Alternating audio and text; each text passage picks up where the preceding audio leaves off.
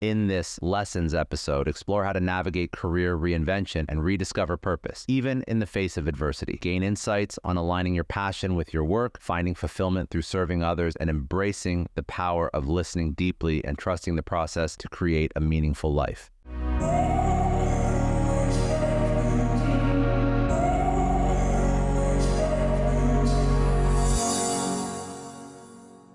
So the last thing I actually really wanted to get your feedback and your perspective on is reinventing professional identity.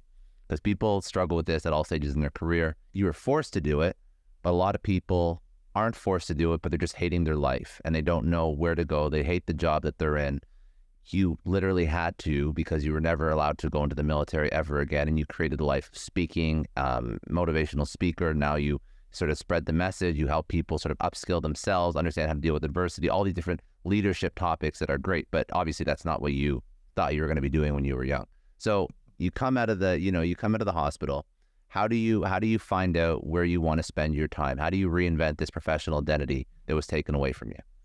So I follow my passion. That's, for me, what's my passion. So 6 months after I was injured, I was going through the motions, appointments every day, doctors, therapy, all that stuff. One of the nurses asked me, hey, will you go in and talk to this patient that 6 months ago was injured and is now in a horrible place? Will you go in and talk to him? And I said, no. She said, why not? I said, because I'm 20 years old. What am I going to offer to him?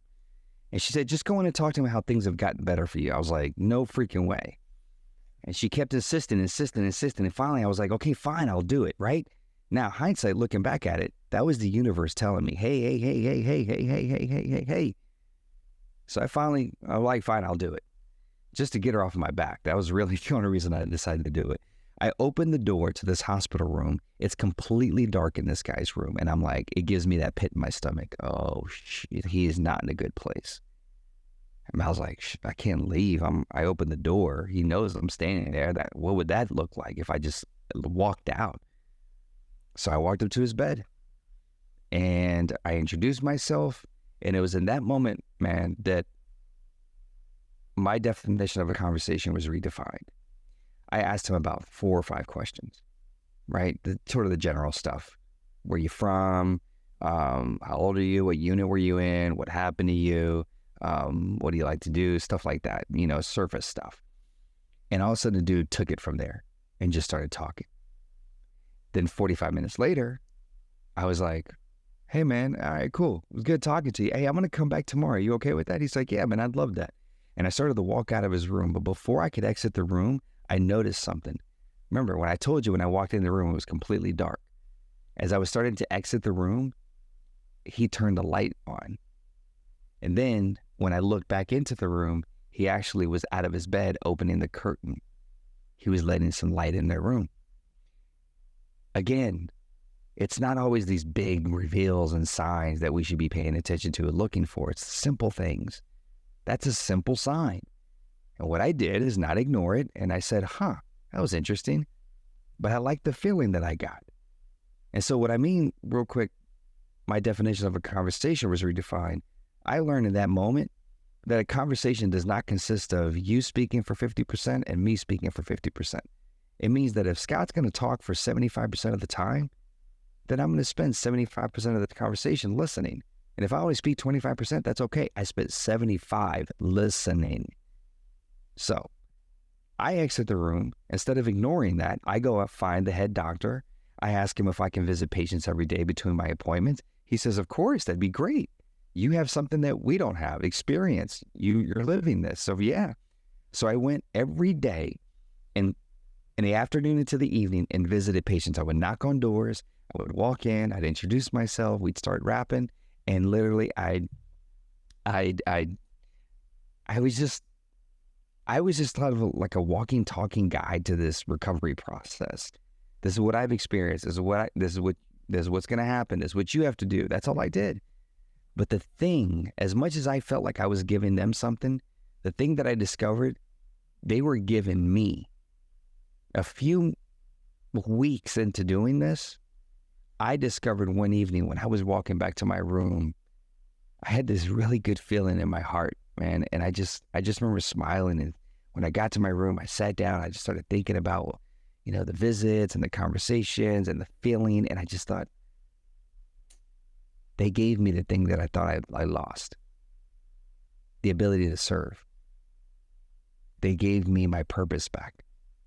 It's going to look completely different, right? I'm not in the military anymore, but I don't need to be in the military to serve people, to be of service. Okay, cool. So for me, it literally came down to my why is service to people. I like to serve people. I like to give back to people. So when I got into the nonprofit sector and I became a spokesman for a nonprofit to raise awareness for troops, it was about, I'm serving people. This is an opportunity for me to serve. When I got into the speaking space, it's about my way of serving people. When I became an actor on a soap opera called All My Children, it was an opportunity for me to serve people. I was always operating from, I'm serving people. When I got on Dancing with the Stars, it was my way to serve people. When I wrote a book, it was my way to continue to serve people with more of my story. As I've continued to speak, virtual, I'm still serving people. So for me, it always goes back to, for people that are like looking for, I'm not happy or this doesn't bring me joy.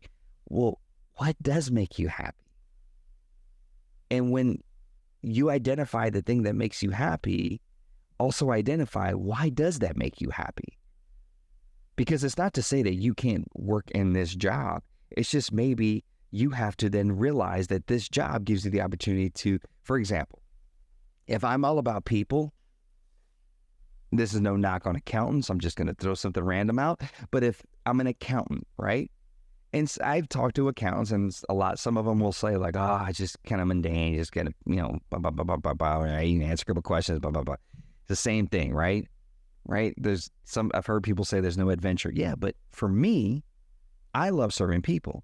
So if I was an accountant, or if I'm a teacher, or if I'm the barista or the cashier, I know everything that I do is about people. It's about serving people, impacting people. So you could take JR, log me off right now, drop me in the middle of a coffee shop and say, that's your job now. And even though I don't like the barista part of it, even though I don't like pushing buttons on the register or whatever, I love the interaction with people. And so for me, by me showing up in that way, it's going to allow everything else to essentially just take off. It's going to sort of paint this picture that, hey, what you're doing is clearly right. So what is your passion is the biggest thing I ask people. Stop waiting around for this, like, for this big reveal, this sign. It's like, what do you enjoy doing? What do you love doing? And maybe your career doesn't give you the opportunity to fulfill that thing, but in most cases, it does. You just have to identify what it is that you actually love to do. And so that's why people have said, from a virtual standpoint, they feel the same energy that they would feel if I was in person. You and I meet, man, in person, you're going to get the same dude. I'm the same guy. Which, by the way, we got to do sometime when you come to Florida. That's a whole... Hey, I'll do it. Let's do it, man. Let's go. Yeah.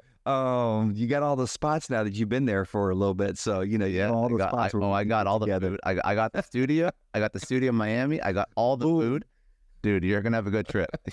Have a good trip. So, you know what I'm saying? Like, it's just, so for me, it's about, you got to understand what it is that you do. Why do you do it? What do you love to do? And then from there, you just got to trust, you just got to be willing to trust. I mean, you just got to be willing to trust, man. Trust yourself and trust that the universe, and be willing to try something, because you're never going to be able to get to where you want to go and identify some things about yourself if you're not willing to exercise a certain part of that muscle. And the biggest thing is, I would just tell people, leave people with this is, as you move through life, if there's one thing you remember from my story, is that I was willing to always lean in, that I was always willing to listen, whether someone who was listening to me or I was listening to the universe and paying attention to what signs were being presented to me. I was always paying attention. And so, but all of us have the ability to do it. All of us. I've told you my life, like, there's nothing. So it's not like I was born to these really scholarly parents and, influential academia is. Like, no, like I was just kind of a normal kid, just love sports and goofing around and being silly. But also I had to do some work, and I still have to do some work in order for my relationship with my wife to evolve and for it to be what it has become and for hopefully to be what it's going to be. I have to also be willing to do some work. So I have to identify there's things that she says or does that trigger me. Why do they trigger me? Maybe it's more about me and less about her, but I can't communicate that to her if I'm not willing to find out why that triggers me, why that bothers me. I have to be willing to do the work myself, and then I can convey that to her. If she then does nothing with it and doesn't care, well, that's a separate conversation. But I first have to be willing to do the work. I can't just tell her, stop doing that. Why? We'll find the why.